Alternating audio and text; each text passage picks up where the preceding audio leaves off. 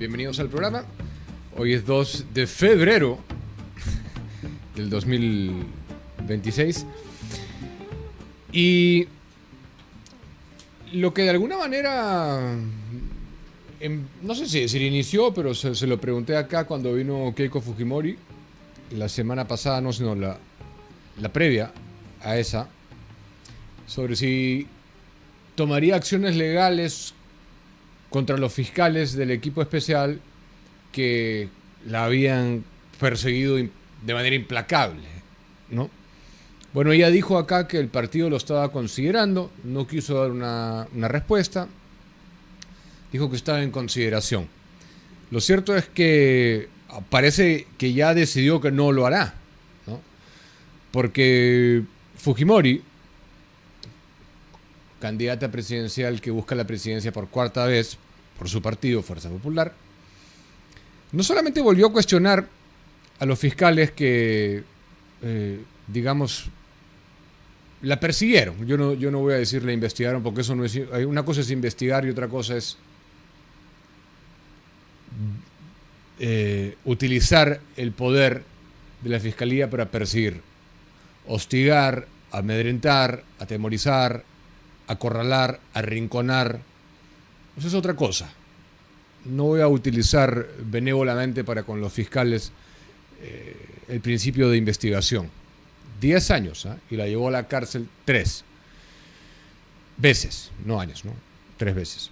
492 días, si no me equivoco.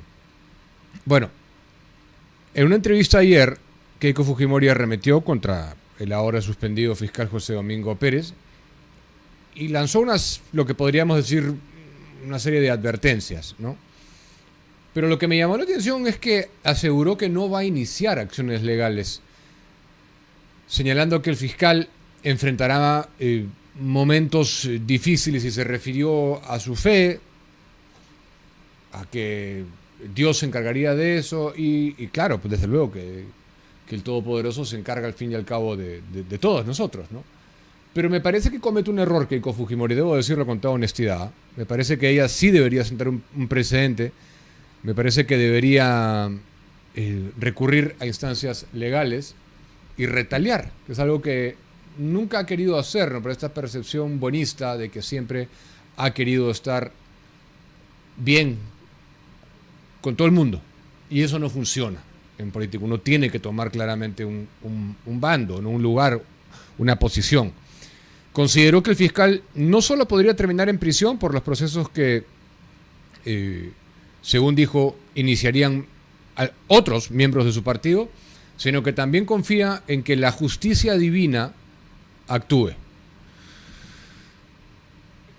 No sé qué opinarán ustedes, yo considero que eso es un error. Y eso es uno de los grandes errores políticos que ha tenido Keiko Fujimori a través de sus reiterados intentos de llegar a la presidencia. Siempre querer acomodar el discurso, ¿no? Sonar bien para el lado de la derecha, pero no sonar tan mal para el centro y no sonar tan antipática para la izquierda. Y creo esos discursos son el fracaso seguro, políticamente, en mi opinión. Más ahora aún, hoy en día, ¿no? En donde ya la gente está cansada, está harta y busca claramente un tipo de liderazgo sin pelos en la lengua, con posturas muy claras. Al margen de eso, porque yo no soy asesor de Keiko Fujimori, ni de Fuerza Popular, ni de nadie, es una opinión que estoy dando yo acá. Me parece que es un error. Y ojalá reconsidere Keiko Fujimori. Me saludan desde Texas y yo quiero retribuir ese saludo. Ecuba 6252. Gracias por vernos desde Texas y saludos cordiales a todos. Orlando Gómez, Mr. Jorge Test, Starscream, Jonathan, Cookie Flor, María Luisa, Hugo Guevara, bienvenidos al programa. Este es su programa, esta es su transmisión. El candidato presidencial de Avanza País, siguiendo con la información, José Williams, aseguró que de ganar, este es un tema bien importante para mí porque yo he sido abiertamente un defensor de los militares y considero que es justo que puedan ganar no doble sueldo como la narrativa que había procurado vender, no es doble remuneración. Una es una pensión que desde que entraste al servicio militar tú has aportado parte de tu ingreso mensual, y es justamente lo que tú haces, como si lo hubieras hecho en un contexto privado. O podría ser también la ONP, si queremos someterlo a consideración. Y es tu fondo al que tú has aportado, y otra cosa es un sueldo por otro trabajo que no tiene nada que ver. Entonces, el general Williams dice que de ganar las elecciones generales del 2026, renunciaría a su pensión como militar en retiro, cosa que a mí me parece un error. Me parece una posición errónea que sostiene, como también me parece erróneo el corillo de voces que quisieron que los 4 militares, creo que tenemos actualmente en el Congreso, dejen de percibir su pensión porque cobran como congresistas. También estuve en contra de eso. Me parece que es bien ganada su pensión, es un derecho adquirido de ellos, al que han aportado su fondo, están en retiro, y perfectamente válido que por otro concepto reciban el sueldo que corresponde, que se le pagaría a cualquier otra persona. ¿Por qué tiene que ser distinto en el caso por ser militar? Se refirió también al salario Williams que recibe del Estado como congresista y dice lo siguiente: trabajo en el Congreso, por lo tanto tengo derecho a un salario. Adicionalmente, soy un pensionista que desde mi primer mes de subteniente, durante 40 años, he aportado mes a mes, año a año, para mi pensión. Tal como es en la ONP y los demás sistemas previsionales, cuando uno pasa al retiro y se jubila, recibe una pensión porque la ley lo faculta. Es lo que manifiesta el general Williams. Entonces, él deja claro, lo que recibo es mi pensión, no una doble remuneración. ¿Por qué se hizo esto? Porque existen 2 sentencias del Tribunal Constitucional. Una de ellas dice que existe un estado de cosas inconstitucional respecto al tratamiento y la prohibición de la doble percepción de pensión y salario, y eso no es correcto. No es legal para militares y policías. Y recordó que el TC le dio 6 meses de plazo al Congreso para regularizar esta situación que beneficia a cientos de miles de policías y militares jubilados que podrían bien trabajar en el Estado. No, en este caso estamos hablando del Estado, porque si fuera privado no habría ningún problema, pero como es el Estado, ahí sí hay problema, ¿no? No se trata de los 4 militares, expresa él. Se trata de los cientos de policías y militares que están jubilados y tienen derecho a trabajar en el Estado porque tienen competencias y capacidades para hacerlo. Y no se puede permitir que van a trabajar al Estado y tienen que renunciar a su pensión si la ganaron correctamente. Por supuesto que sí. Ahora, si esto es válido para actualmente, cuando son congresistas, 4 militares, él está incluido, ¿por qué no sería válido? ¿Por qué tendría que renunciar a su pensión como militar de ganar el gobierno? Es que esas son las cosas que a mí me molestan de la derecha. Y Avanza País, hasta donde entendemos, es una agrupación de derecha, y el general Williams está en el sector, digamos, más conservador, por decirlo de algún modo, del partido Avanza País, ¿no? ¿Por qué dejarse arrinconar por las narrativas? Tu pensión es una pensión válidamente ganada, la que tú has aportado. Si te la quitan sería robo, sería un robo legal, como que yo voy y te expropio tu casa sin pagarte. Es tuya, ya la ganaste. Y lo otro es una remuneración por un nuevo trabajo que tú estás haciendo. Estos son los complejos que le pretenden endilgar a los otros, los caviares y los abanderados de la moralidad, ¿no? Yo estoy en pleno desacuerdo con eso. Es tan válido que reciba por ambos conceptos su ingreso mensual, por pensión y por sueldo congresal, como si ganara la presidencia sería igualmente válido que recibiera su pensión como el sueldo presidencial, sin tapujos, sin disculpas. Basta ya. ¿Hasta cuándo? Con esta atemorización, con este atropello. ¿Hasta cuándo? Estoy en desacuerdo con el general Williams ahí también. Pero propuso aparte, hablando de propuestas, crear de manera simultánea una base de seguridad en el país y sobre ella generar crecimiento y desarrollo económico, lo cual daría la imagen de un país ordenado al exterior. Planteó manejar bien el tema de la formalización minera, atacar la informalidad en dicho sector. La informalidad no hay que atacarla, porque la informalidad responde básicamente a una incompetencia del Estado, ¿no? Eso es, o sea, no hay que atacar. Hay un sector de los informales, mal llamados informales, porque digamos, yo diría que el grueso sí es gente que quiere salir adelante, que quiere cumplir con la normativa, que quiere sacar adelante sus familias, que quiere ser parte del sistema financiero bancario, que quiere acceder a créditos, que quiere aportarle al país. Ese es el grueso. Pero como en todo en la vida, como en toditito, siempre hay gente que le saca la vuelta a la norma para meter por ahí su sacavuelteada ilegal y aprovecharse de eso. Se aprovechan del reinfo algunos ilegales, como ya lo hemos dicho acá muchas veces, ¿no? Pero los hermanos mineros informales, que tienen ese nombre muy, muy a su pesar y muy al nuestro también, hay que decirlo, no se va a solucionar eso atacándolos, sino con normas sensatas que hagan que tenga sentido ser parte de la economía, de mercado, de la formalidad. Entonces, creo que ha tenido un lapsus ahí el general Williams. No creo que haya querido decir eso, sinceramente. Además de construir más penales y reformar el INPE, el Instituto Nacional Penitenciario, insistió en reforzar las fronteras. En materia de seguridad ciudadana, dijo que enviaría más policías a las calles y colocar más agentes de inteligencia en las comisarías. Eso es lo que ha dicho el general Williams. Por otro lado, hoy les habíamos comentado que estaba citado a la Comisión de Fiscalización del Congreso exactamente a las 2 de la tarde del día de hoy, 2 ministros de Estado que tienen que ver con el escándalo del Chifa Gate, Vicente Tiburcio, actual ministro del Interior, y Luis Bravo, que ha estado en este programa, titular de Energía y Minas, para que respondan, como es obvio, por las reuniones clandestinas fuera de la agenda oficial que mantuvo el presidente de la República con el empresario chino Xi Guoyang y Xiaodong, ¿no? Los dos. El primero en presentarse fue el ministro del Interior. Según reveló el propio mandatario, lo acompañó en esa reunión extremadamente mediática del 26 de diciembre por la noche, avanzada la noche.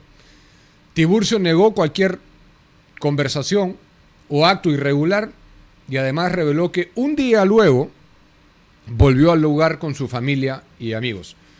Bueno, extremadamente adeptos al chifa, los miembros del gabinete y del presidente de la República. Creo que no recuerdo políticos tan chiferos en nuestra historia, al menos reciente, ¿no? Al referirse a lo sucedido, narró que acudió por la tarde a Palacio de Gobierno a fin de evaluar el tema de la inseguridad ciudadana y luego el presidente le pidió que retorne a partir de las 19:30 de la noche para realizar una inspección inopinada, le dicen. Pero todo esto es extremadamente raro en el sentido de que y estábamos analizando con mi equipo mientras preparábamos el programa que José Gerí había llegado a ser vicepresidente de la comisión que investigaba las irregularidades de las empresas chinas en contrataciones con el Estado, de las cuales habían más de 93 si no me equivoco.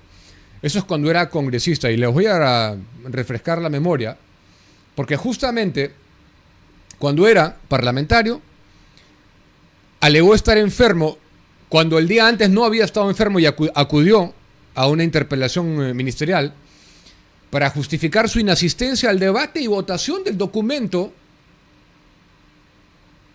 que fue acompañado de una serie de diapositivas, etcétera, por Héctor Valer, presidente de la comisión, y que ubicaba a su amigo chifero Xi Guoyang como operador del Club de la Construcción chino. Esta es una historia de una discusión en el Congreso que fue a puerta cerrada, ¿no? Y que nadie entendió porque no era un tema de seguridad nacional ni de las excepciones que están contenidas en el reglamento del Congreso para sostener una sesión plenaria a puerta cerrada. Y estamos hablando del 16 de mayo, año 2024, cuando el Pleno ya había anunciado que la sesión, o sea, del 16 de mayo, ya entrada la noche, el Pleno anuncia que la sesión pasaría a ser secreta, pese a que el tema no lo ameritaba. Este era el tema, justamente.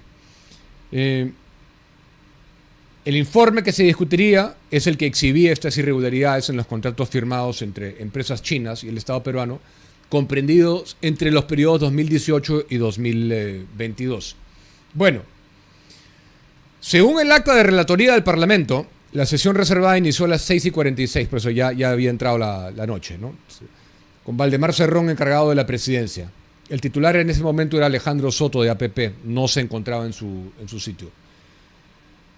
Bueno, continuando con esto, viene lo raro, porque solo un día antes, Gerí, el 15 de mayo del 2024, sí estaba en su curul para la interpelación del ministro de Desarrollo e Inclusión Social, Julio de Martini, porque tenía que responder el entonces ministro de Dina Boluarte sobre los malos manejos y todos los cuestionamientos alrededor del programa social Caliwarma, ¿no? Es decir, Gerí no estuvo en la cita que considerábamos y consideramos hasta aún, porque no sabemos los contenidos en detalle de ese informe de Valer. Algunas cosas nos ha dicho, acá en el programa también lo ha dicho, pero en detalle no lo sabemos.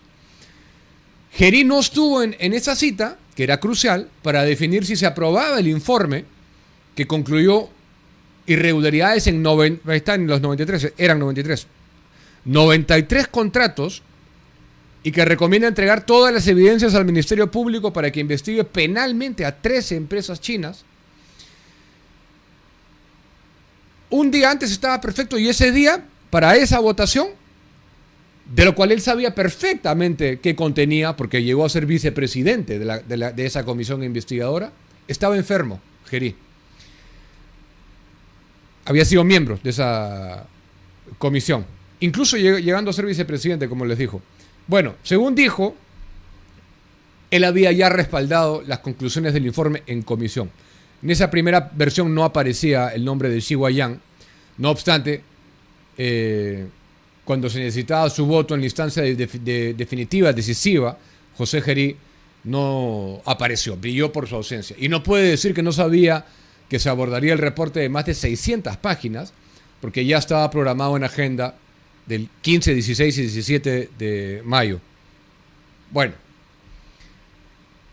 ¿por qué digo esto? Porque José Gerí ya estaba en la cama con los chinos desde que era parlamentario. No es que él llegó y firmó con los chinos, no. Él ya los venía representando, porque el lobby está como pulpo en todos lados de los chinos. Entonces, llegamos al escándalo del Chief para que ustedes vieran el derrotero, ¿no? Qué conveniente, ¿no? El 14 estoy maravilloso, me presento a la interpelación, todo un campeón, y el 15 cuando hay que votar, el desenlace final del informe, ahí ahí sí estoy enfermo. Hoy ya sabemos todos los vínculos desde el Ejecutivo, trae cola, pues. Está pues con los chinos, hermano, ya. Estamos cansados que nos vean la cara. Entonces, esto fue lo que decía Tiburcio, ¿no? Y que también dijo que su trayectoria no se va a manchar de la noche a la mañana. Ha dicho Tiburcio, siempre he caminado con honestidad, con la bandera de los valores. Lo hice con la mayor transparencia. Soy un oficial general de la PNP que servía a mi patria por más de 20 años. Tengo un comportamiento siempre adecuado. Tengo un apellido bien puesto. Eso es lo que dice el actual ministro del Interior. Luego se presentó Luis Bravo, de Energía y Minas. Él ha dicho que respalda a Gerí. No sabemos qué significa eso realmente, ¿no? Yo también puedo decir cualquier cosa, pero no.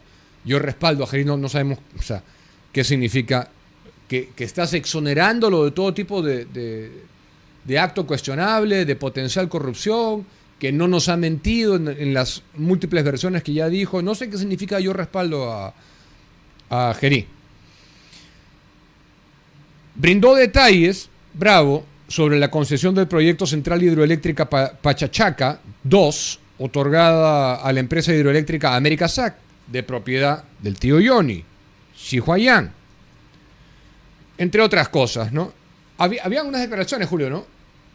No hay declaraciones. Bueno, en otro tema que quiero comentar, porque hoy tenemos una denuncia también que quiero exponer de una universidad que está en una de sus clases adoctrinando a los chicos, y eso no corre acá con nosotros. El Ministerio Público ha dispuesto a iniciar diligencias preliminares de investigación por 60 días contra los jueces que condenaron a 15 años de prisión al expresidente de la República, Ollanta Humala Tazo. Se trata de los magistrados Juana Mercedes Caballero García, Naico Techi Coronado Salazar y Max Oliver Bengoa Valdeiglesias, quienes serán investigados por los presuntos delitos de abuso de autoridad, omisión, rehusamiento o demora de actos funcionales, prevaricato y falsedad ideológica. Falsedad ideológica. La defensa de Humala Tazo alega que los jueces ordenaron la ejecución provisional de la sentencia contra el exmandatario, procediendo a su inmediata detención, pese a que existe un pronunciamiento del Tribunal Constitucional que establece que los adelantos de fallos no se ejecutan, sino hasta la lectura de la sentencia íntegra. En ese sentido, refiere que el abogado del ex jefe de Estado, Wilfredo Pedraza, solicitó al colegiado las razones de la ejecución provisional de la sentencia, limitándose la jueza Naico Coronado a señalar que la argumentación de la ejecución provisional se encontraría en el fallo. Tras la lectura íntegra de la sentencia, el 29 de abril de 2025, dicha magistrada indicó que no procedía ninguna revisión de la sentencia respecto a su ejecución provisional ni reposición a favor de Ollanta Humala, porque no es competencia de su juzgado. Entonces, el abogado también cuestiona que el colegiado ordenara la detención inmediata del expresidente sin contar con la sentencia completa y motivada y sin consideración a su comportamiento procesal en juicio oral, al haber participado en todas las audiencias, con lo cual desde su punto de vista no significaría para la justicia un peligro de fuga. Bueno, ante ello el Ministerio Público dispone recibir la declaración de Ollanta Humala y de los jueces denunciados, desde luego, además de solicitar información a la Autoridad Nacional de Control del Poder Judicial sobre las quejas funcionales, ¿no?, interpuestas por el expresidente desde abril del 2025 hasta la actualidad.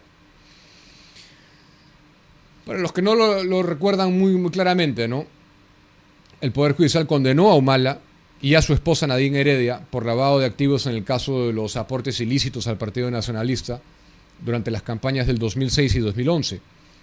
Ordenó su internamiento en un penal hasta el 28 de julio del 2039. Humala Tazo fue trasladado a Barbadillo, mientras que Nadine Heredia no se puso a derecho y al contrario evadió a la justicia, optando por asilarse en Brasil bajo el manto del gobierno de Luis Ignacio Lula da Silva, del Foro de Sao Paulo en todo su esplendor, del cual ellos han sido parte también, y con el cual existe una lealtad, desde luego, demostrada perfectamente en este asilo que no tenía ni pies ni cabeza. No, son las 7:19. En el Perú, la minería puede y debe ser una oportunidad para todos. El Consejo Nacional de Minería promueve una minería con verdadera inclusión, formal, sostenible, donde todos los peruanos tengan la posibilidad de crecer y aportar al desarrollo del país. ¿Quieres ser parte de este cambio? Escribe a incorporaciones@conademi.pe. Conademi, construyendo juntos una minería para todos los peruanos. Seguimos, y como ustedes saben, en edición especial siempre estamos atentos a lo que sucede dentro de los campus universitarios. Nuestra misión es detectar cualquier signo de adoctrinamiento ideológico que pretenda disfrazarse de educación superior. Y esta semana, gracias a una denuncia ciudadana, hemos accedido a información alarmante sobre el curso denominado Diseño y Producción de Narrativas Audiovisuales de la carrera de Comunicaciones en la Universidad Privada del Norte, la UPN. Al revisar el sílabo, que en teoría debería concentrarse en la técnica y narrativa documental, nos encontramos con una currícula que carece de la más mínima neutralidad axiológica. El curso impone el visionado de producciones con una evidente carga ideológica de extrema izquierda, presentándolas como verdades absolutas. Tenemos a Runan Kaiku, un material que exalta la lucha de clases y pretende validar la desastrosa reforma agraria. Luego viene, en segundo lugar, Yermas, una producción sobre las supuestas esterilizaciones forzadas, alimentada exclusivamente por la narrativa de la ONG Flora Tristán, conocida ONG progresista. Perú, La senda del terror, en tercer lugar. Un documental de 1984 que incurre en un gravísimo sesgo de confirmación al referirse a la organización criminal Sendero Luminoso como guerrilla maoísta, relativizando el terrorismo, criminalizando la defensa de nuestro Estado. Cuarto lugar, Miss Universo en el Perú, una pieza que busca imponer conceptos de la teoría crítica sobre el supuesto ideal de belleza patriarcal, colonial y racial. Lo que estamos viendo aquí no es, pues, formación académica, es un proselitismo curricular sistemático. Como bien señala nuestro denunciante, cuya identidad protegemos, desde luego, el objetivo parece ser envenenar el criterio de los estudiantes universitarios, induciéndolos a replicar estas mismas líneas ideológicas en sus propios proyectos que tendrán que hacer luego. Desde este espacio, desde este programa, llamado enérgico de atención a la Universidad Privada del Norte, no se puede otorgar validez académica a materiales que son, en esencia, herramientas de propaganda. Presentar este contenido sesgado como parte de una currícula profesional constituye un verdadero fraude intelectual contra el alumnado y contra su familia. Invitamos a los padres de familia y estudiantes a no ser receptores pasivos. El pensamiento crítico empieza por cuestionar el adoctrinamiento institucionalizado. Si detectan contenido sospechoso o ideologizado en sus centros de estudio, denúncielo a través de nosotros con el WhatsApp de edición especial 957-052-133. No lo aceptemos tan pasivamente, ni sueltos de huesos, ni con brazos cruzados, porque ese silencio es complicitario al fin y al cabo. Muchísimas gracias por esa denuncia que siempre le damos cabida en este programa. Bien, en este programa, aprovecho para anunciar, son las 7:23, está con nosotros el general César Astudillo, ex jefe del Comando Conjunto de las Fuerzas Armadas del Perú, ex comandante general del Ejército y ahora candidato al Senado por la agrupación política Fuerza Popular. Bienvenido a esta mesa, general. Diego, buenas noches, ¿cómo estás? Encantado. Bien. Lo primero que quiero preguntarle, desde luego, es por lo que he mencionado en mi editorial. Es un tema bastante polémico. Nunca he entendido por qué, o sea, creo que se ha innecesariamente politizado, pero es lo que falsamente han denominado un doble sueldo, cuando no lo es, ¿no? Bien. Uno es una pensión, tenemos 4 militares en el Congreso actualmente, y otro es un sueldo por un trabajo que en el momento se efectúa. ¿Qué análisis hace sobre eso? ¿Cuál es su postura? Mira, renunciar a uno de los sueldos, o al sueldo, o a la pensión, es simplemente aceptar que uno está haciendo algo malo, o que está dentro de una ilegalidad. Desde que yo he salido de la escuela militar, desde 1983, he estado 40 años aportando a esa pensión. Yo lo que tengo es una pensión, no tengo un sueldo. En este momento es mi pensión. Y que tengo todo el derecho como cualquiera.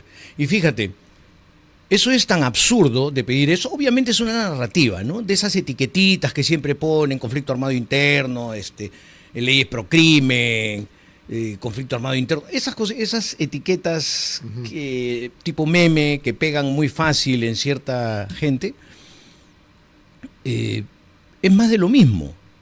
Y te lo digo con toda claridad, ¿no? Porque, por ejemplo, en el Congreso hay un montón de empresarios, ¿no es cierto? Y que contratan con el Estado. O sea, cualquier pago que le haga el Estado es ilegal.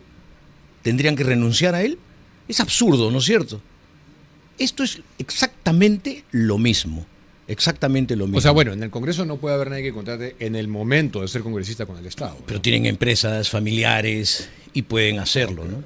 Bueno, en teoría no lo deberían hacer, ¿no? Pero no me, o sea, digamos, me parece que sí es una narrativa que busca de nuevo disminuir a las Fuerzas Armadas, porque no es un sueldo. O sea, si no lo ganara él, lo va a ganar otra persona. No me parece. Entonces, y también me parece que está mal que Williams haya dicho que él no cobraría su pensión si gana la presidencia. Bueno, la verdad no lo he escuchado, pero bueno, desde mi punto de vista no me parece.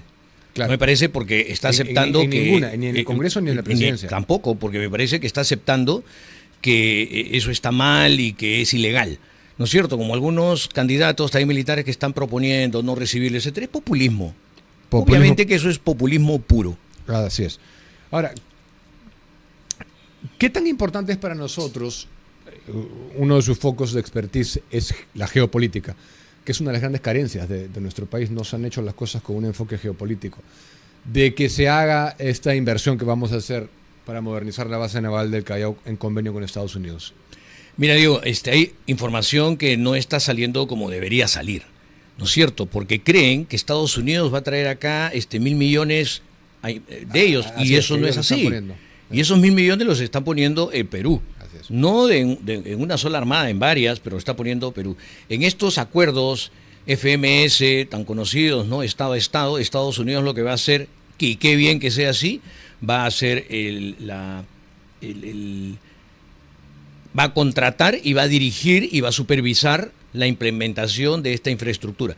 Pero antes de que la base naval, porque dicen, oye, ¿qué base naval? Antes que la base naval, Diego, primero está la ampliación del puerto del Callao, que es lo más importante y que por eso se hace.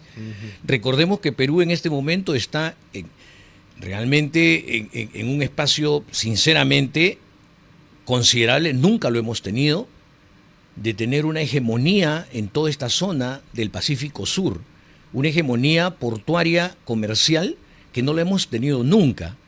Y vaya, de pronto Estados Unidos nos declara, hoy día salió ya el documento, o ayer, nos declara aliado estratégico no OTAN. De pronto vienen los coreanos a invertir en buques y submarinos y otros coreanos, todos de Hyundai, a invertir en vehículos blindados. Y de pronto ya se da a luz la compra de los 24 cazas, que no es poca cosa, ¿no? Y que creo que todos ya saben que van a ser los F-16, por lo menos. Los tres aviones son muy buenos, ¿no? La verdad. Pero en este tipo de contrataciones, Diego, creo que también es un factor importante, y quizás más importante, ¿cuál es el socio, pues, no? Por supuesto. ¿Cuál es el socio? Un poco también para nivelar, ¿no? El campo que está bastante desnivelado. Bastante desnivelado. Para tener tú un poder, vamos a decir así, como lo decía Mahan, él decía, si tú quieres tener un poder naval, tienes que también cuidar tus intereses marítimos y tener una flota adecuada, ¿no? Y esos intereses marítimos de Perú, que queremos pues posicionarnos acá en el Pacífico Sur, que no está realmente considerado así, desde los puertos de Tumbes, ¿no? Pasando por Paita, bajando Chimbote, Callao, Hilo, Matarani, Grau, etcétera, Corío, que es un punto estratégico, que te lo digo más adelante, pero aparte de esos puertos también tenemos vías de navegación. Y aparte de esas vías de navegación tenemos unas instalaciones estratégicas que son del CIMA, Chimbote, CIMA, Callao. ¿Cómo cuidas todo eso? Si no tienes una armada suficiente que te bote a los depredadores y te pueda cuidar la entrada y salida de estos puertos importantes que vamos a tener. Ese tren bioceánico que viene de Brasil, sí, es cierto, es un convenio chino-brasilero bajo la sombría de BRICS, pero que va a tener que entrar a Perú. Y cuando tenga que entrar a Perú va a tener que negociar con Perú. Perú obviamente no va a estar en condiciones de decir, ya, yo hago lo que sigue, pero puede traer inversión extranjera para que llegue a ese puerto fabuloso de Corío, que ahora es un desierto, pero que tiene un calado de 28 metros que no lo tiene nadie en toda la costa sudamericana. Nadie. El único parecido es un puerto en Sines, en Portugal. Y ahí a ese puerto pueden llegar, pues, los buques más grandes que existen hasta el momento, que son tan grandes que ya no pueden pasar por el canal de Panamá. Eso es importante, hay que saberlo. Es una gran ventaja comparativa que tenemos. Por supuesto, la batimetría de Corío es fundamental. Entonces, para cerrar este tema, entonces punto número 1, hay gente que no solamente habla del aspecto militar y no habla del puerto. Estamos hablando del Callao. Acá Así ahorita. es. Eso es importante. Pero del aspecto del convenio militar en sí, ¿cuánto nos conviene eso? Nos conviene muchísimo, Diego, porque mira, desde el 11 de septiembre del 2001 Estados Unidos quitó su mirada de América del Sur y se enfocó en Oriente. Y se sucedieron la cantidad de guerras más seguidas que ha tenido Estados Unidos en su historia, ¿no? Cuando volvió a mirar con Trump, ya encontró a los chinos en Chancay. Creo que todos saben que no les ha gustado nada que los chinos hayan puesto un pie acá. Trump no se refiere... Han puesto todo, los dos y todos los dedos y las manos y los codos. Sí, todo, porque Trump no se refiere como un puerto de Chancay, se refiere con la base naval de Chancay, China. Y se refiere en esos términos, ¿no? Ese es el tema de fondo. Por supuesto. Es su reacción. Entonces, mira, de toda esta situación, oye, Perú se ve beneficiado, ¿no? Porque no olvidemos que China es nuestro principal socio comercial. Sí. No nos vamos a pelear con ninguno de los dos, pues, que sigan viniendo, claro, y que sigan generando puestos de trabajo. Pero son activos estratégicos de nuestro país que sí los controla un Estado. Así es. Un Estado. No es el caso de Estados Unidos. Lo contrataría una empresa privada libre. No es similar, ¿no? Ahora, ¿en qué momento se decide entrar al Senado? O sea, ¿cómo llega a esa decisión? Mira, Diego, yo estaba ya por terminar mi carrera. Decidí pedir mi baja, no irme con el tiempo exacto de servicios porque, el señor Castillo entró y yo toda mi carrera he luchado contra todas estas bandas criminales comunistas que le han hecho tantísimo daño al país, ¿no? Con todos, y gracias a Dios con todos los equipos con los que he trabajado, hemos tenido un éxito considerable, ¿no? Tanto en el Brain como en el Guayaga, las capturas de Artemio, Feliciano, Rincón y toda una banda de delincuentes que tuve el privilegio de participar en su captura. Y quería ser consecuente con eso.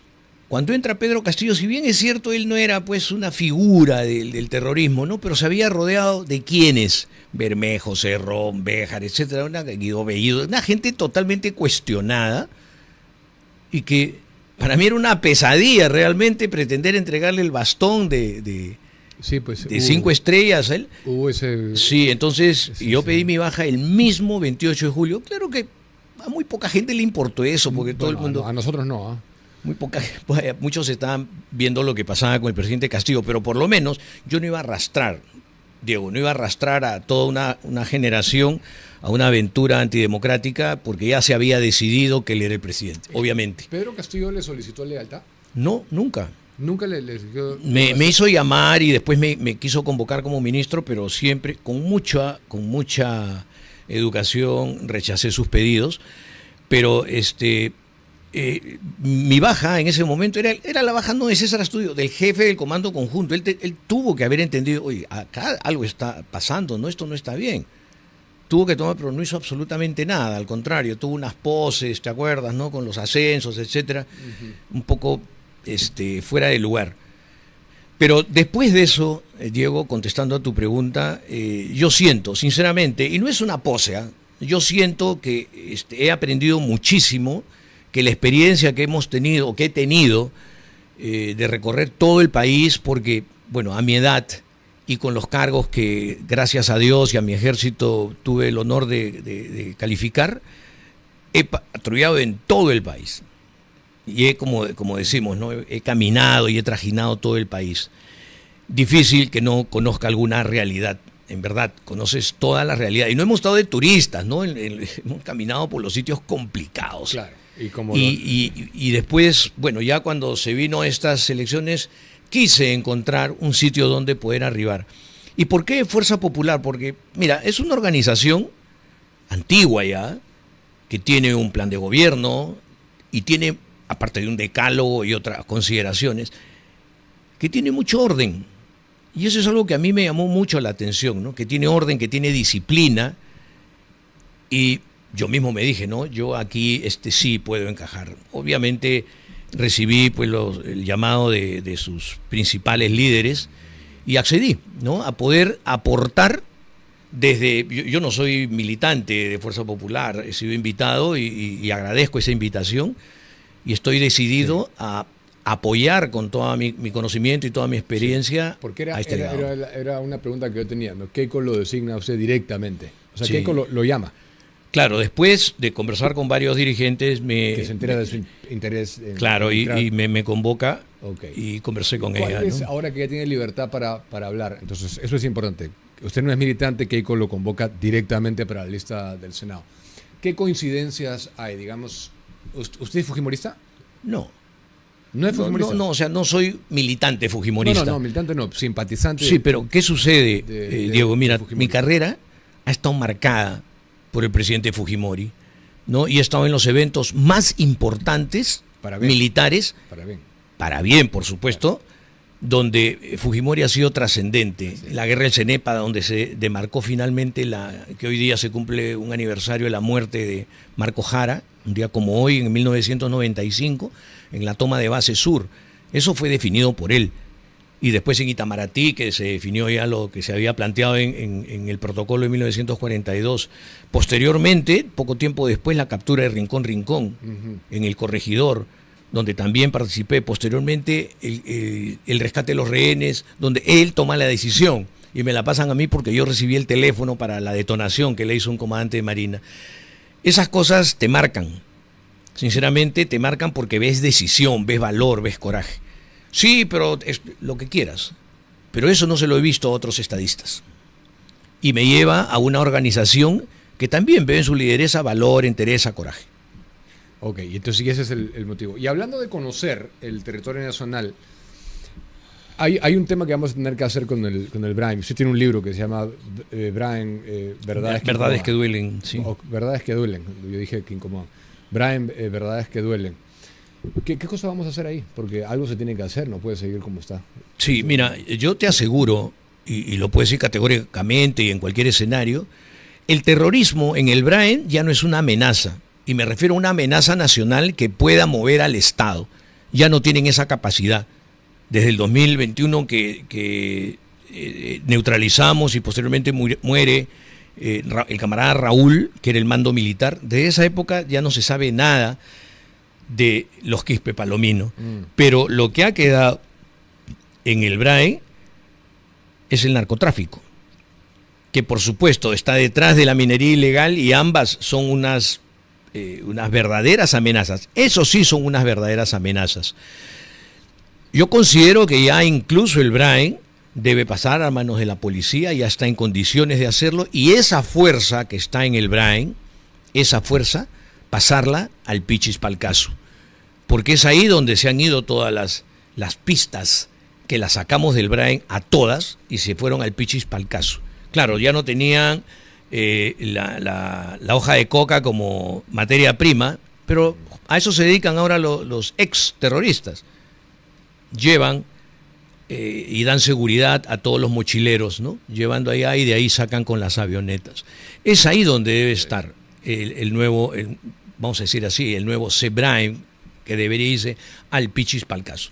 Pero yo, digamos, la erradicación tiene que tener una cuestión que tenga sentido cumplir para la gente. Yo estuve ahí en agosto último y está a vista y paciencia de todo el mundo. Sí, ¿no? Ni siquiera y ha crecido. un esfuerzo en ocultarlo. O sea, eso no ha funcionado lo que hemos hecho. Me interesa su foco en estrategia, porque yo me pregunto cómo hemos llegado a un punto de nuestra vida ahorita republicana en que una potencia, estoy hablando de China, controla nuestras capacidades portuarias y energéticas. ¿Por qué no se...? Y mineras, en un caso. Y mineras.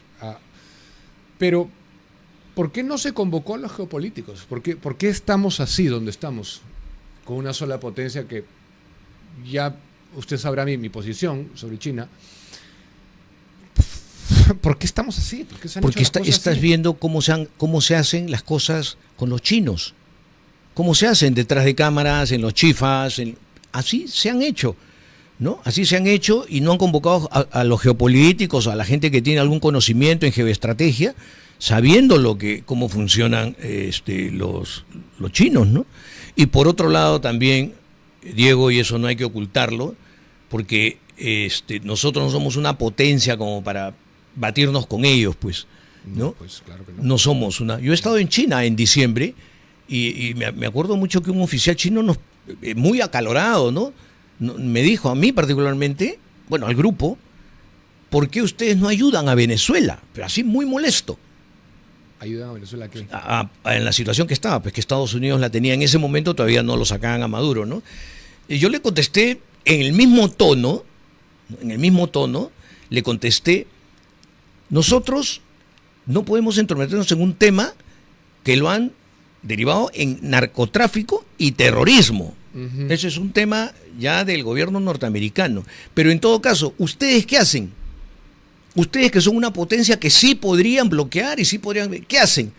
Bueno, el coronel chino se cayó y otros aplaudieron, ¿no? Pero en verdad no han hecho nada, ¿no? Tampoco. No, pues, más que cobrar los casi 70.000 millones que les debe Venezuela.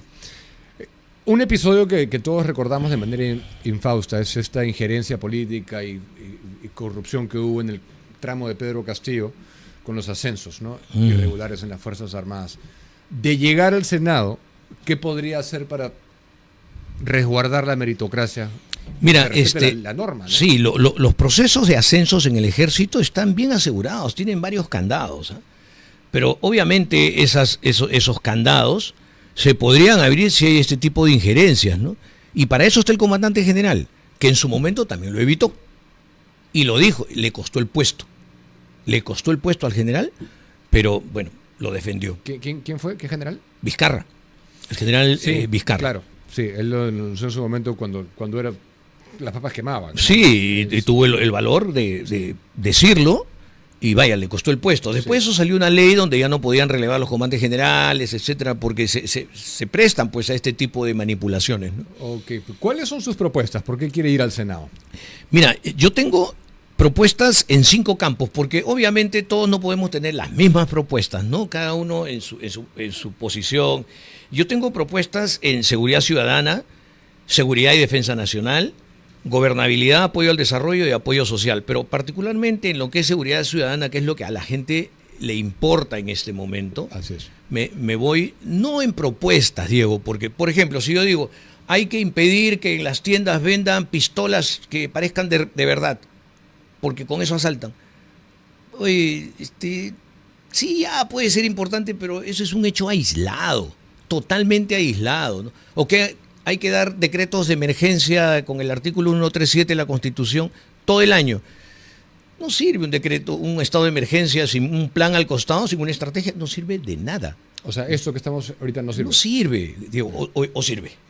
No, digo, porque no ya da resultados. Lo vienen expandiendo. Así es que es como decir, oye, pero estamos haciendo algo, pues, ¿no? En verdad, el estado de emergencia lo que hace es darte un marco legal para que la policía pueda intervenir. Pero sigue creciendo, porque si le doy ese marco del 137, el estado de emergencia, estado de excepción, y comienzan a caer no los sicarios, bueno, sí, también ellos, pero las cabezas no caen, ¿no? Sí. Y estamos... Entonces, yo lo que he presentado es un sistema, ¿no? Un sistema que tiene 5 conceptos fundamentales, que entre ellos tienen que hacer, pues, una sinergia que permita dar resultados. Uno es en cuanto a la Policía Nacional, otro en cuanto a las Fuerzas Armadas, otro a las leyes que hay que dar, a tecnología y a defensa. Esos son los 5 campos que queremos o pretendo presentar de llegar al Senado y que no son muy difíciles de comprender, Diego, porque tú has visto que ahora ya casi todos están hablando lo mismo. Ya todos se han alineado, ¿no? Que los penales, que los chips, que las visitas, ya casi todos están hablando lo mismo. El tema es la decisión. ¿Quién va a tener el coraje de hacer eso? ¿No? Porque es imposible todos se preguntan, oye, ¿por qué el Estado peruano no puede hacer un penal? Hagan uno aunque sea un prototipo. O sea, de los que... ¿A qué se refiere con eso? ¿Que no sean penales? No, ¿por qué no se puede hacer penales? ¿Ya cuánto tiempo tenemos? La pregunta más elemental Oye, no que uno es, podría tener. no es una infraestructura de energía atómica. Compleja, claro. Es fierro y un montón de cemento. ¿Cuál es la respuesta a esa pregunta? Yo lo he hecho acá varias veces. Claro, es que hay un miedo, así como hay miedo a salir a la calle, también hay un miedo terrible de los funcionarios públicos, porque dicen, no, si yo lanzo un proceso, se me vienen encima los proveedores y después la Contraloría me cae. Tienen miedo de firmar. ¿Te das cuenta? Y como ven que los presidentes, los ministros son pasajeros, ahí nomás, hermano. O sea, no quieren involucrarse en el tema. No quieren involucrarse. Infraestructura penitenciaria por esos motivos. Así es, por esos motivos. El principal es miedo. No hay nomás, déjalo, porque después me van a investigar, etcétera. Pero, entonces, ¿para qué están ahí? Okay. ¿Para qué aceptan esos puestos? De los que ve ahora que vamos a votar por presidente, bien boba de repente mi pregunta, porque obviamente me tiene que decir Keiko Fujimori, ¿no? Pero ¿realmente le parece ella la más preparada, la mejor carta de las que el público tiene para votar? Mira, parecería que es una obligación lo que tenga que decir, pero sinceramente lo siento así, como te digo, yo no soy partidario, no soy activista, militante, soy invitado, pero justamente decidí por fuerza popular porque veo una mujer fuerte, valiente, que puede tomar estas decisiones, que no le va a temblar la mano. Todos dicen, a mí tampoco me va a temblar la mano, pero oye, yo creo que a Keiko la conocemos. Mira cómo ha hecho realmente reventar las redes el día de hoy con la entrevista que dio ayer, que ha hecho sudar a un montón de gente, porque ven que todavía está fuerte, ¿no? Que todavía tiene ese valor, tiene ese coraje, y yo la veo sinceramente... Poco más faltó para que le preguntaran, no sé, qué marca de calzón usa, porque se habló de cualquier cosa menos de política, y yo no creo que se haya hablado nada que sea útil para el electorado. Ningún tema. Ahora, mira, Diego, Keiko Fujimori y Fuerza Popular está en el segundo puesto hasta ahora, ¿no? Sí, en un las top. encuestas usted sabe cómo Ya son. en las encuestas. Pero hasta ahora no ha hecho nada, aparte de que recién empezó su campaña, no ha hecho nada, bueno, absolutamente. Su primera entrevista la dio acá, claro. Como usted habrá visto. Usted ha compartido trinchera con General Quiabra, ¿no? Claro, claro que sí. ¿Qué opinión le merece el General Quiabra? Mira, tanto el General Quiabra como el General Williams, ambos han sido mis jefes. Yo los respeto como oficiales, los respeto mucho, han sido unos grandes estrategas, unos grandes líderes. Ya, bueno, en el campo político cada uno ya saca pues otro tipo de artillería, ¿no? Ya no es la convencional, ya no es la militar, es política netamente. Hay varios aspectos que yo no estoy de acuerdo, pero con todo respeto se lo digo, ¿eh? No quiero llegar a ese nivel de que estamos viendo en muchos casos, ¿no? Dimes y diretes. Sí, porque no ayuda en nada, hay que hacer propuestas, Yo veo que ambos tienen muchas interesantes, otras que no son tan interesantes, pero vaya, cada uno ha designado su propio programa. Pero le pareció, usted vio la entrevista que yo le hice acá, Caballel se molestó conmigo por el tema de Velasco. ¿Lo vio? O sea, sí, claro que sí. Su sentir.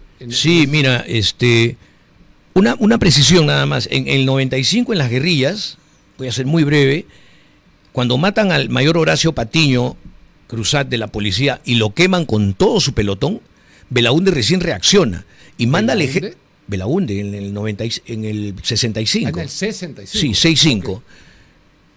Dije 95. No, en el 65 queman a toda la patrulla del mayor Patiño Cruzat. Y Belaúnde envía al ejército y a los comandos con apoyo de la policía para que exterminen a la guerrilla de la Puente Uceda. Y así lo hicieron. Lobatón, de la Puente, ahí también estaba Béjar, Hugo Blanco, bueno, ellos quedaron vivos. Pero esos mismos militares que en el 65... Qué increíble que se puede haber sido canciller, ¿no? En el 65, ellos que derrotaron a una organización guerrillera que tenía las banderas de la reforma agraria, de la reivindicación del indio, así le decían, Velasco lo cambia por campesino después, y el tema del agro, Esos mismos militares, 3 años después, le dan el golpe de Estado a Belaúnde, a ese mismo que los derrotó, y van con qué banderas: reforma agraria, reivindicación del campesino y el agro. Con las mismas. Oye, ¿qué pasó con estos señores? Entonces Velasco puede tener muchos grises, muchos blancos, ¿no? Pero económicamente destruyó al país.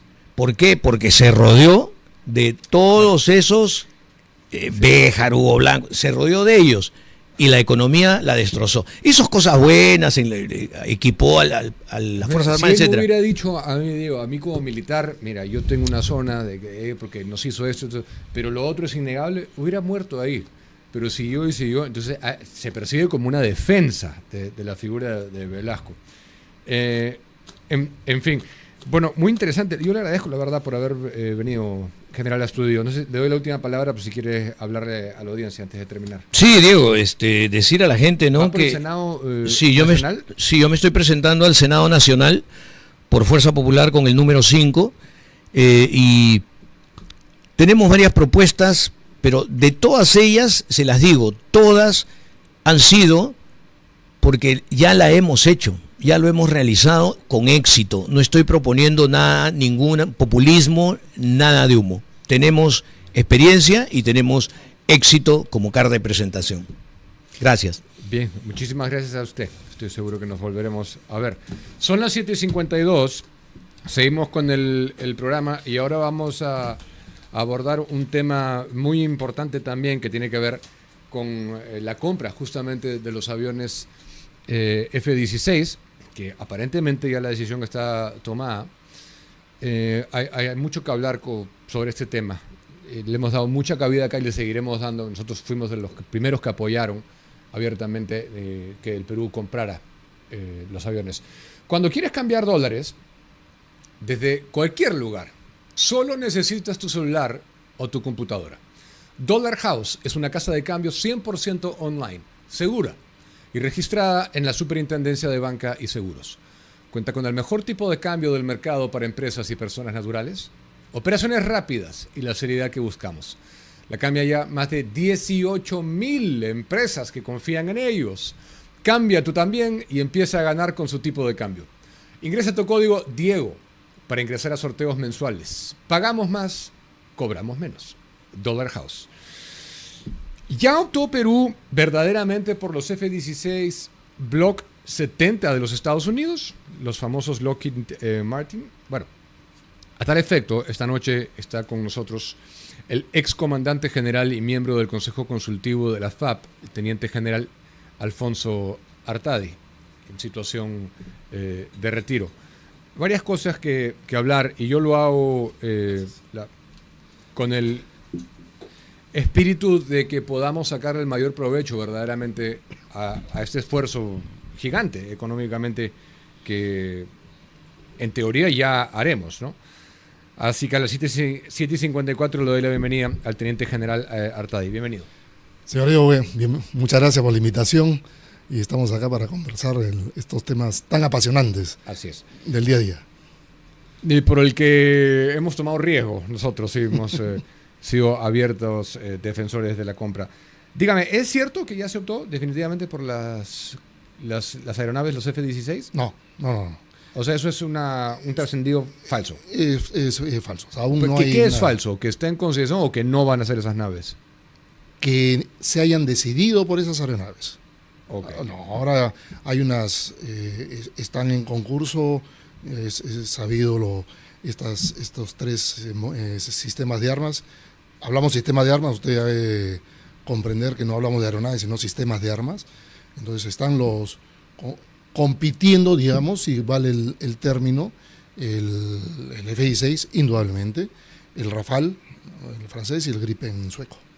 O sea, el Lockheed Martin, el Rafale y el Gripen. Efectivamente. Siguen cargando. ¿Por qué las fuentes divulgarían algo que no es? Digamos, hay que ver qué fuentes. Del Ministerio de Defensa es lo que publica, lo que ha recogido Expreso en este caso. Yo dudo que el Ministerio de Defensa haya dicho lo que se menciona, toda vez que debe salir una una orientación política, estratégica, del más alto nivel, del nivel gran estratégico, en este caso del Consejo de Defensa Nacional, que lo preside el señor presidente de la República. Y tengo entendido, hasta ahora que he venido a su estudio, ese documento aún no había salido. ¿Dónde termina el análisis técnico, todas las prestaciones, y dónde entra la injerencia del presidente como jefe supremo de las Fuerzas Armadas? Injerencia, digamos, no es... Tal vez no es la palabra. No es palabra. La decisión es uno de los principales documentos, y vale el término, en que se vale la institución que está adquiriendo algún sistema de armas, hablemos la parte militar, en este caso la Fuerza Aérea del Perú, para hacer tanto el estudio técnico que involucra los informes legales, técnicos operativos y en fin, todo lo que manda el reglamento de adquisiciones, que tiene un manual establecido por la Agencia de Compras. ¿Pero se puede proceder con la compra si no da el visto bueno el jefe de Estado? El visto bueno, si llamamos el visto bueno, el visto bueno sería la orientación política del gobierno, geopolítica, manejado por Cancillería, porque es el que da esa orientación al mediano y largo plazo. No nos acordemos que esta compra va a ser para los próximos 40 años. Entonces no es muy suelto hablar yo quiero tal o tal aeronave. Tiene que haber una orientación estratégica para que la institución involucrada, Fuerza Aérea del Perú en este caso, proceda con los procedimientos que están... ¿Pero quién hace la compra finalmente? ¿Quién toma la decisión? La Agencia de Compras del Ministerio de Defensa. ¿De Defensa? La Agencia de Compras que está adscrita al Ministerio de Defensa. Ok, entonces el presidente de la República tiene una opinión, una influencia, pero muy valedera. No es el que finalmente toma la decisión. A través, me imagino, en los trabajos del más alto nivel, a través del Consejo de Ministros, con el Consejo de Defensa Nacional, que es, le menciono, es importantísimo, porque ahí se ve en la parte estratégica de ver... Sí. ¿Perdón? O sea, sí, él toma la decisión, el presidente. No podría afirmarle si él es o a través de un acta que también la firma el presidente, indudablemente, ¿no? Pero él tomar la decisión, yo creo que no es correcto decirlo. No me refiero a eso. Me refiero a que, dicho de otro modo, no se podría proceder con la compra si no está de acuerdo el presidente. Por supuesto, claro que sí. No, claro. Entonces, que sí, eso claro no. sí. Si el presidente dice yo no quiero que se compren los Rafales, no se compran los Rafales. Pero tendría que tener un sustento extremadamente técnico, ¿no? Ok, perfecto. Entonces pero todo pareciera estar inclinándose a favor de los F-16. La primera pregunta que le quiero hacer, entrando a temas un poquito más técnicos, ¿dónde queda el sistema de defensa? O sea, todo el mundo habla de aviones, pero ¿dónde está el resto? Vamos a comprar Ronaldo, Messi, los mejores. ¿Y el sistema de defensa? Ahí radica principalmente todo el estudio que hace la Fuerza Aérea del Perú, y por eso le llamamos sistema de armas, porque no solamente es el avión es el brazo, en este caso un avión de interceptor, en el rol de interceptor, digamos, ¿no? Es el brazo extendido de nuestra defensa aérea, y la defensa aérea, aparte de las aeronaves, tiene los radares, tiene la misilería tierra-aire, y tienen todo el sistema que hace que el avión, el bien que se va a adquirir, sea parte de este sistema. Si tenemos 3.500 millones para comprar las aeronaves, no quiere decir que solamente sean esos 3.500 millones. No, es el doble, va a ser. Al fin va a ser el doble, con todo lo conexo que se necesita. Si es que se inclina por la opción que se está hablando, bueno, claro. Debería hacerlo, porque la Fuerza Aérea ha dicho que son 24 aeronaves, y no es un capricho que tiene la institución, porque el tener 24 naves tiene un sustento, mejor, operativo. Si fuera al margen del presupuesto, sería mejor tener algunas unidades menos que los 24 si tenemos los pilotos a capacidad cumpliendo sus horas, su preparación anual, cosa que no está pasando ahora según los reportes. No, indudablemente, indudablemente. Pero por una conducta táctico y estratégica,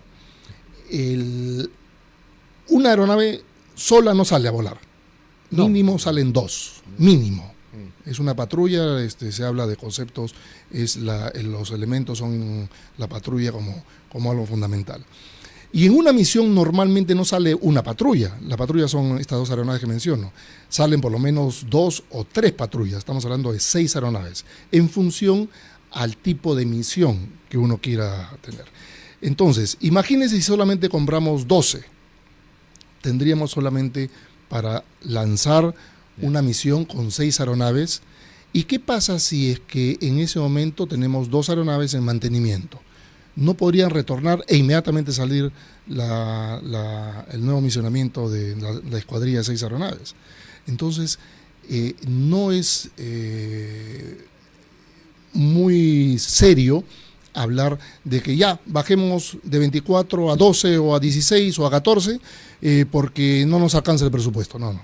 Si vamos a realizar esa inversión económica para el país, debemos hacerle caso al experto. Y el experto es la Fuerza Aérea. Para cerrar la idea de lo de defensa, usted dice que lo conexo de defensa, sistema de defensa, ¿hay actualmente? Paralelamente se está trabajando en la adquisición de, si no me equivoco, son 4 radares nuevos que vendrían, pero esto es aparte de los 3.500 millones.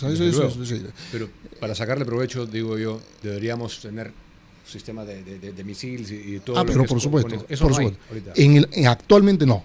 Entonces, pero sí, la institución, la Fuerza Aérea de Perú está trabajando en adquirir de todas maneras este tipo de sistemas, ¿no? Radáricos. Hay una medición, y usted corrígeme si me equivoco, que digamos los Mirage, la experiencia con los Mirage ha dejado lecciones invaluables, ¿no? Sobre todo para dar este paso, ¿no? Que vamos a dar.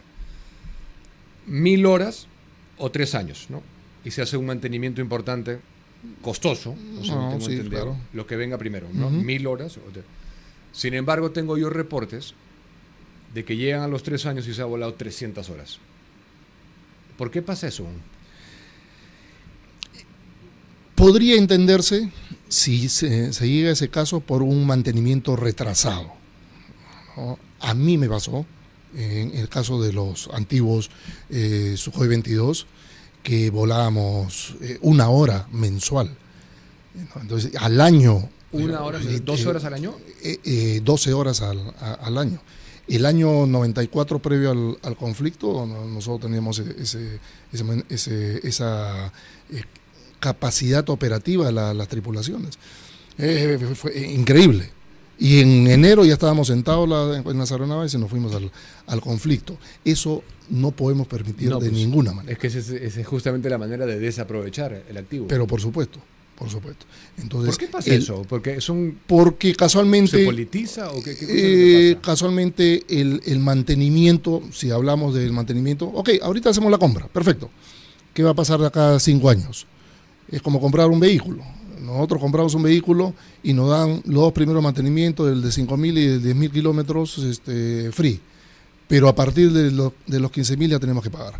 Y tenemos que ir, si queremos, a la misma distribuidora. De acuerdo. Entonces, ahí hay que ver, no muy suelto, de decir 3.500 si compramos los 24 naves. En el contrato debe decir, después ¿cuánto me vas a cobrar para el mantenimiento? De repente puede ofrecerle un mantenimiento completo los primeros 5 años. Entonces, nuestras tripulaciones volarían las 130 horas normales al año, que es un entrenamiento. Y en 2 años o 3 años, estar operativas en el empleo de la aeronave. Pero lo que yo me pregunto es cuál es el problema, digamos, presupuestal o no, para que si yo tengo un indicador, ¿no? Le vamos a hacer un mantenimiento importante a los Mirage, que son costosos cada las piezas. Si llegas primero a 3 años o a 1000 horas de vuelo, y llega primero los 3 años, pero con 300 horas de vuelo, ¿por qué no volaron las otras 700 Ahora, ¿por temas presupuestarios? Presupuestales, indudablemente, porque los pilotos están. En los primeros años se cumplía.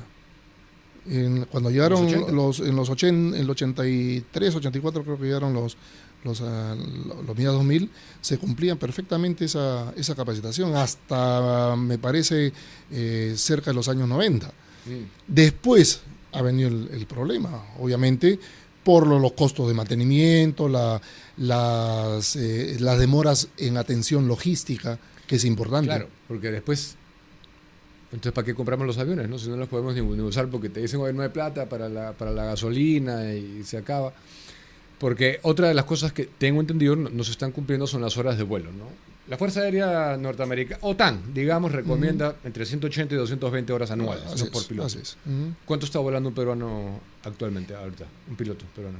Le refería. ¿120? El 130, 140 horas también es un 130. régimen, es un régimen normal, aceptable. Pero volar 40 horas, volar 20 horas, volar, en nuestro caso, 15 horas al año, oh caramba, era un asunto adicional, presupuesto adicional. No había presupuesto, no habían los mecanismos para hacerle un mantenimiento efectivo. Pero ahora podríamos volar, digamos, las horas para estar a nivel de un piloto de OTAN, porque 120 es lo mínimo, ¿no? Digamos, lo mínimo aceptable. Nuestro. Pero si vamos a comprar Lockheed Martin F-16, creo que deberíamos estar en el rango 180 o 220. Pero se suple también esas horas en vuelo del simulador. O sea, ahora las ayudas tecnológicas son importantes. ¿Tenemos acá simuladores? No. Los mandan a los pilotos. Lo mandamos a los pilotos.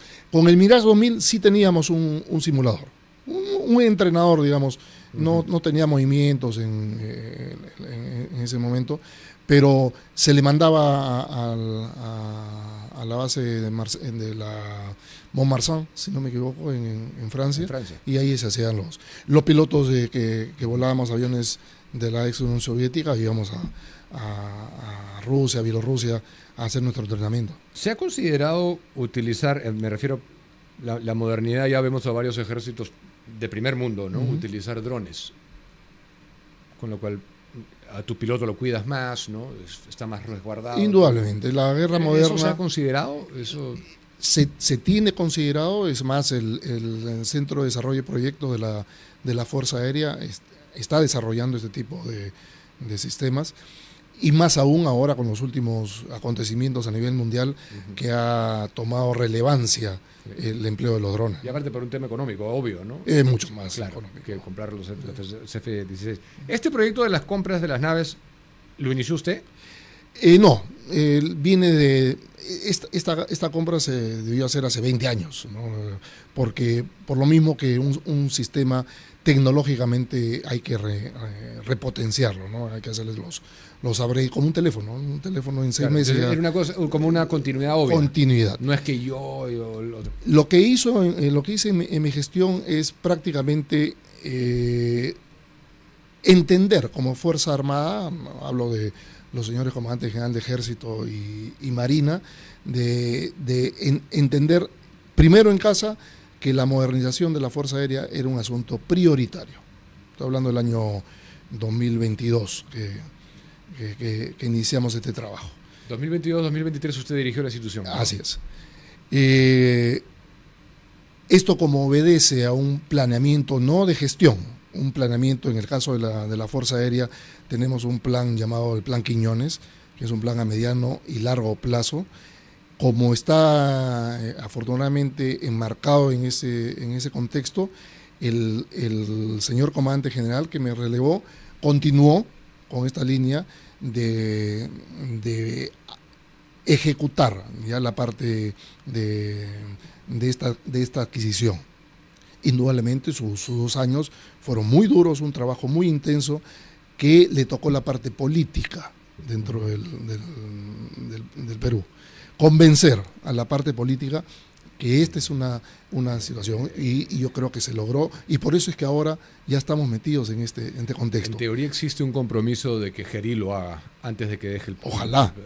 Ojalá. Que se envíe la orden de compra. Ojalá, o sea, ojalá. Pero si no lo hace, bueno, también es importante respetar los momentos, los plazos, y lo digo a título personal, como un asunto de transparencia, ¿no? Porque imaginen que si yo hubiese iniciado y en mi gestión hubiésemos hecho el contrato, hay algo raro, una compra de tal envergadura, y caramba, es necesario poner paños fríos, análisis concienzudos, no obviar procedimientos administrativos, como es el caso que le menciono del inicio de la entrevista, el paso importante de tener el concepto estratégico, político, geopolítico del más alto nivel, ¿no? De nuestro Consejo de Defensa Nacional. Pero de las tres opciones que hay, me imagino que usted se inclina más también hacia los F-16. No necesariamente. O sea, ¿pero tiene alguna opinión de los tres? No, de los tres son aeronaves muy importantes. A nivel mundial se comportan... El Gripen no es probado en combate, eso sí, ¿no? Pero fuerzas aéreas de gran envergadura lo han adquirido por algo. Aquí nomás en la región, Brasil ha adquirido ese sistema de armas. Entonces no podemos tampoco decir que no sirve. No, yo no. Es un decir, disculpe usted que me haya expresado de esa manera.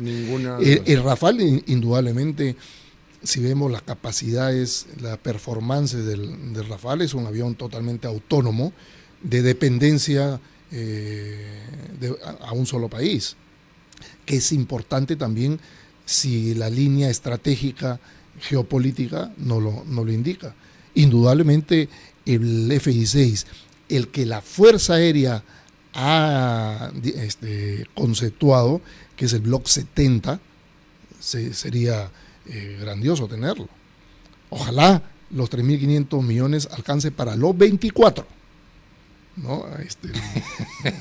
Claro, porque usted quiere, claro, insiste en el número. En el 24, 24, pero eso va a ser más. Eso va a ser más, porque ya dijeron que se necesita toda una serie de otra infraestructura para los... Pero por supuesto, los radares, apartemos los radares, porque los radares ya tienen prácticamente su generación de presupuesto propio. Pero hablemos del avión tanquero. El avión tanquero, para entender, es el grifo aéreo que tenemos cuando vamos a realizar una misión de gran distancia, ¿no? En el actual incursiones en el Medio Oriente, el tanquero era una aeronave prioritaria en la misión. Obviamente es un avión de un gran valor estratégico, ¿no? Porque lo primero que uno apunta es bajarse el tanquero, como bajarse en la guerra naval a un portaaviones, ¿no? Hundirse a un portaaviones. El tanquero es una aeronave de un alto valor fundamental en un conflicto. Entonces, por eso es que tiene que también estar resguardado por aeronaves de alta performance.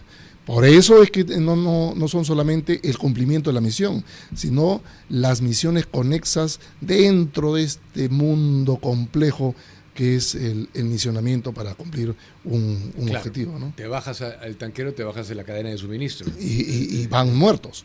Claro. Se bajan los radares y ya no estamos ciegos los pilotos. Ya. Entonces usted no puede decir cuál de estos es el que le gustaría que se compre.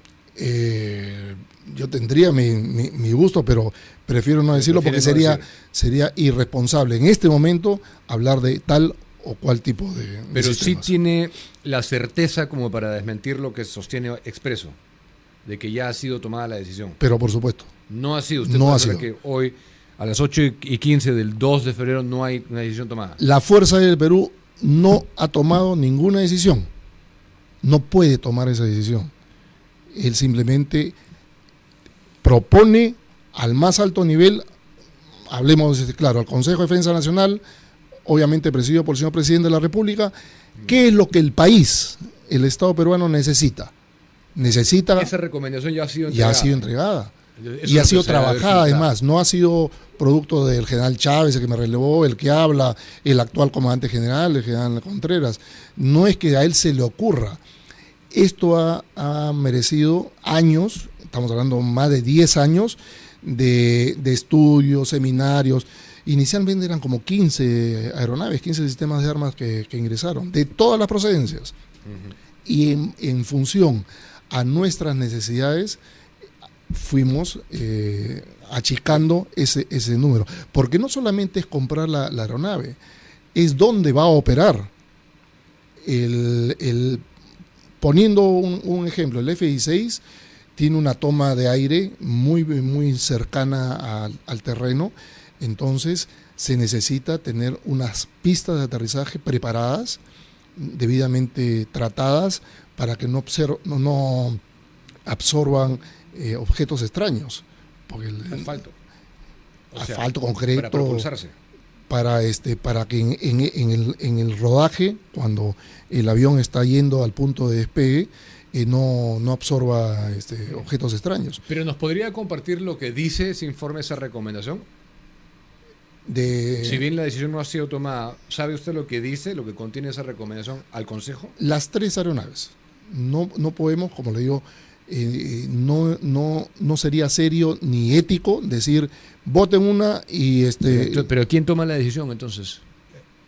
Depende la orientación que nos norme. Si no dice la orientación no va a ser tipo, creo que el secreto militar indica no hay competitividad en las propuestas.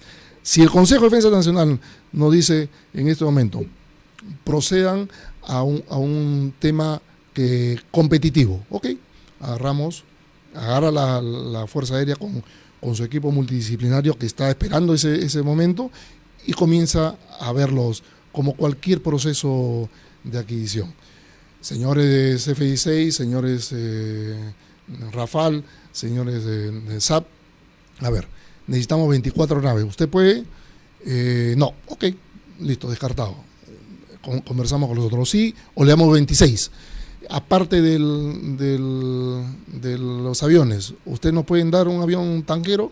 Sí, es correcto, okay. Entonces va haciendo esas como un proceso de compra. Pero yo pensé que estábamos un poco más avanzados que eso. Es que si recibimos hoy día, terminando a las 9 de la noche, la decisión del Consejo de Defensa Nacional, se acabó. Y nos vamos. O sea, entonces la decisión la toman ellos. Sí, claro. Porque yo no creo que la vaya a decir las 3. A ver, no, póngase a conversar con las 3. ¿Quién podría entregarnos? Se toma una decisión basada en las necesidades. Necesidad. Y una realidad. Ellos les van a decir el F-16, el SAP o el Gripen o el Rafale. Pero ellos les van a decir, este es el que queda aprobado, ¿no? Y ojalá que si indican por un lado, uno de los miembros, que es el ministro de Economía, esté pensando en no solamente darnos 3.500 millones, sino en darnos un poco más. Pero esa partida creo que ya está aprobada desde el gobierno de Dina Boluarte. 3.500, nada más. Bueno. Por eso le digo, la decisión tiene que ser muy seria, porque estamos jugando por los próximos 40 años. ¿No? El actor principal es la Fuerza Aérea, por eso que todos dicen la Fuerza Aérea se está demorando, la Fuerza Aérea no es consecuente con la realidad nacional, no. La Fuerza Aérea es muy... ¿Y cuándo cree que obtengan como FAP la decisión final del Consejo? Si el Consejo se reúne mañana o hoy en la noche, podríamos mañana o pasado mañana, la Fuerza Aérea estar ya aterrizando, como mencionamos los aviadores, todo este proceso, que está prácticamente esperando esa gran decisión estratégica. La gente se pregunta cómo nos cercioramos de que no exista corrupción en una compra de esta magnitud. Excelente pregunta, porque casualmente, como le mencioné desde un principio, esta es una compra del Estado peruano, no de la Fuerza Aérea. La Fuerza Aérea es uno de los principales actores. Está la PCM, está el Ministerio de Economía y Finanzas, obviamente, la Cancillería fundamental para ver cuál es la visión del Estado. ¿Quién negocia la compra? ¿Perdón? ¿Quién negocia la compra? Tiene que haber alguien que negocie con la contraparte. Sí, claro, hay un equipo que se nombra, un equipo que exactamente quiénes tendría que definirse a través de la fuerza. Muchos son miembros de la FAP. Son los que negocian la compra. Por supuesto, pero también entra el Ministerio de Economía. Y para concretar la pregunta anterior, la Contraloría General de la República también tiene un papel fundamental en hacer un constante, un chequeo paralelo, a ver si todos los procedimientos se están cumpliendo. porque usted lo ha mencionado, no es nada, son 3.500 millones de dólares de los 33 millones de peruanos, ¿no? Que es importante que haya cero indicio de corrupción, ¿no? Al menos en papel, y de los especialistas que he podido entrevistar, al menos en el papel o en documentariamente, el F-16 se perfila como el mejor, ¿no? El superior. Si realmente compraríamos el F-16, sería una extraordinaria compra. Okay, bueno. ¿No? Eso nadie lo duda. Pero tras esa extraordinaria intención de compra, insisto, no nos quedemos en 3.500 millones.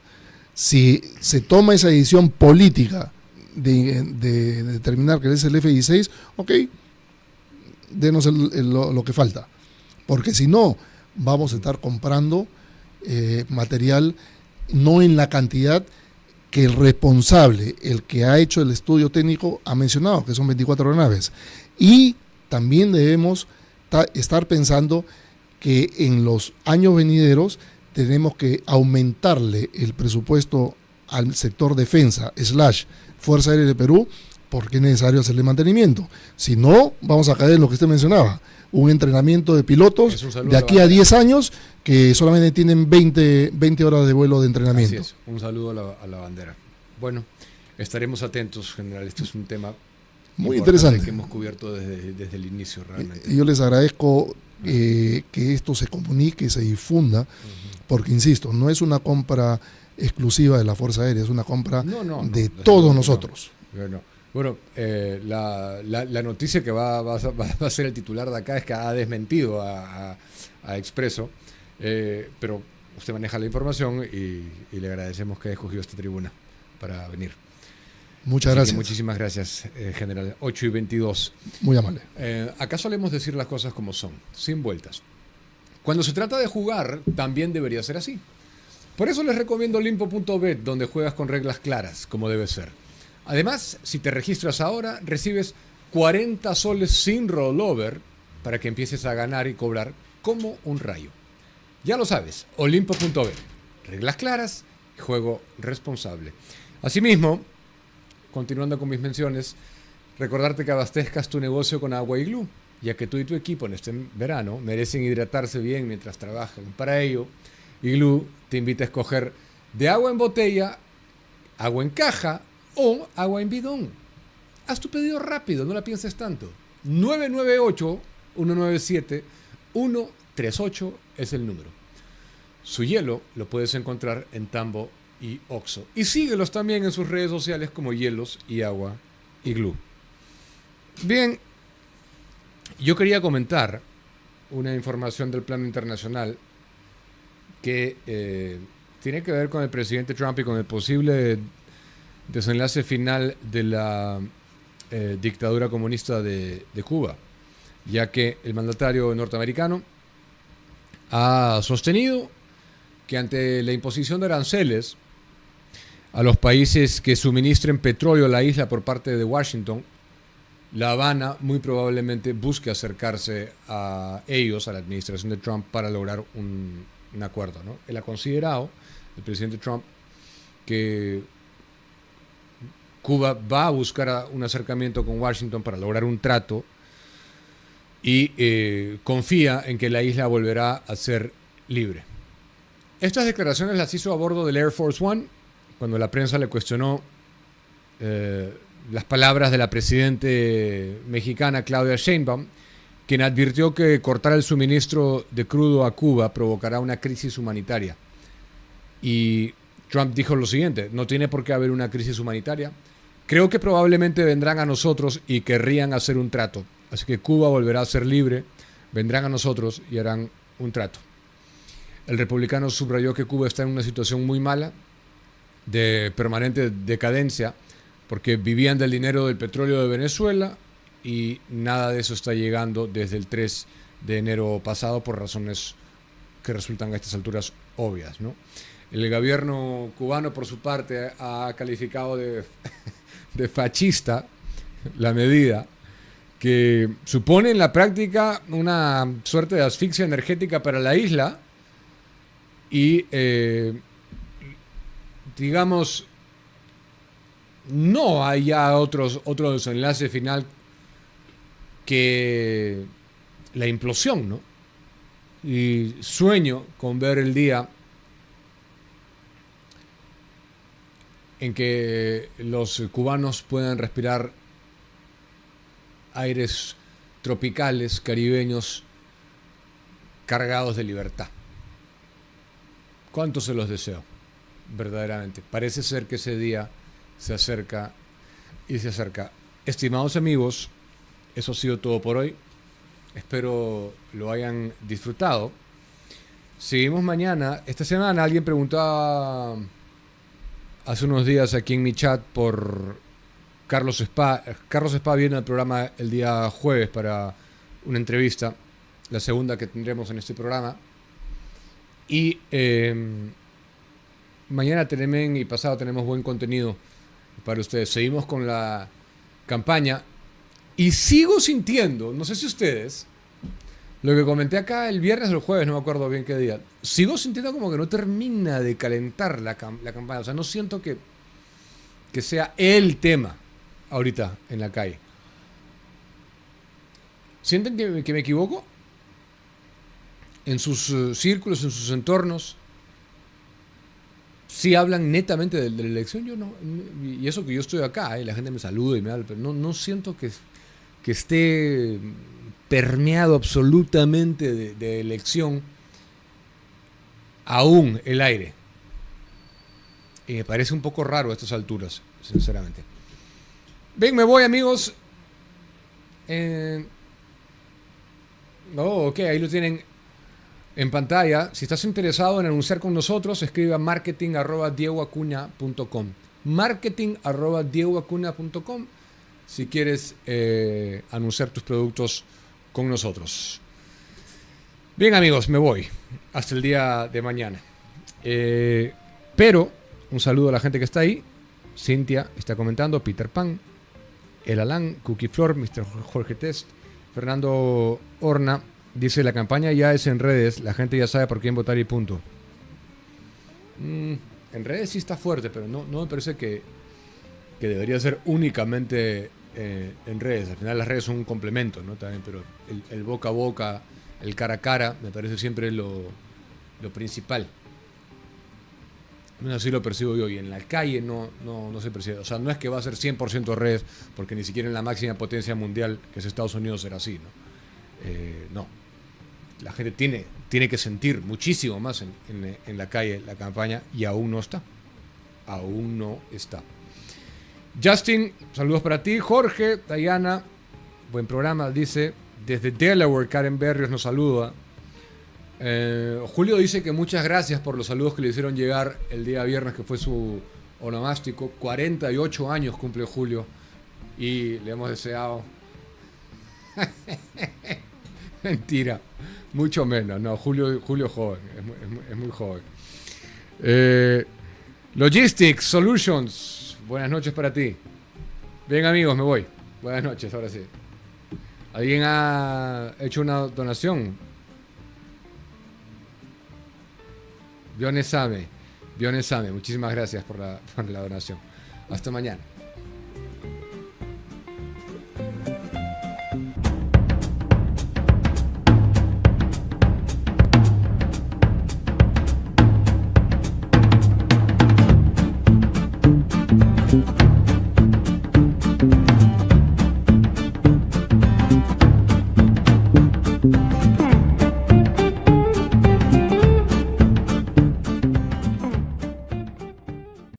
Gracias por estar con nosotros. Si te gustó lo que viste, dale click al botón de suscribirse abajo para que no te pierdas ninguno de nuestros clips y episodios completos.